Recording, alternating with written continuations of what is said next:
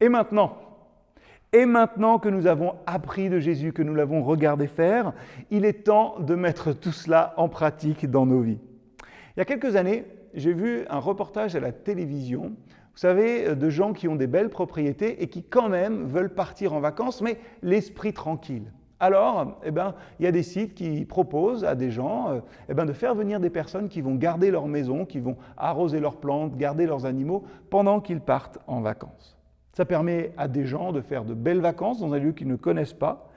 Et ça permet aussi à d'autres de partir l'esprit tranquille en laissant leur propriété entre de bonnes mains.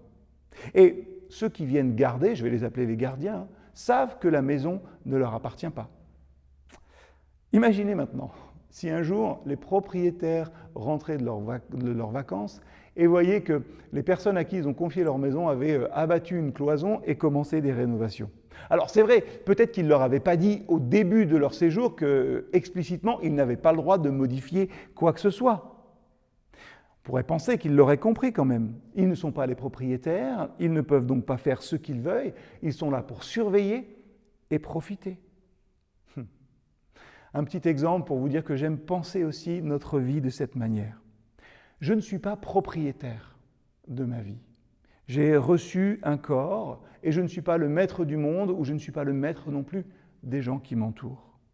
Dans son amour débordant, Dieu nous a créés et je crois, il nous a donné l'opportunité et la responsabilité de prendre soin de l'espace dans lequel nous nous trouvons pour le temps que nous avons.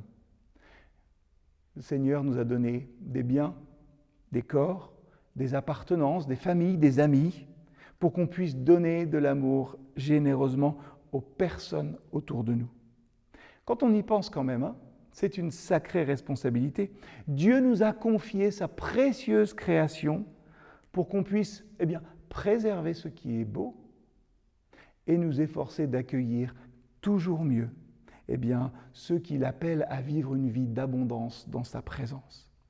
Vivre une vie généreuse, c'est donc, vous le voyez, lutter chaque jour contre l'avarice, peut-être contre notre sentiment de propriété.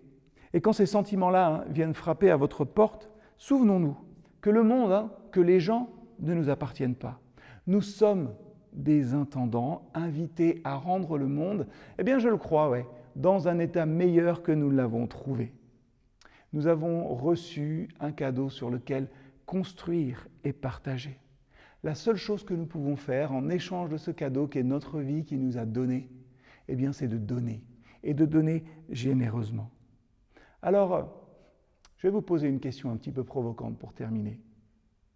Que pourriez-vous faire aujourd'hui pour laisser quelque chose, ou quelqu'un peut-être, en meilleur état que vous ne l'avez trouvé ?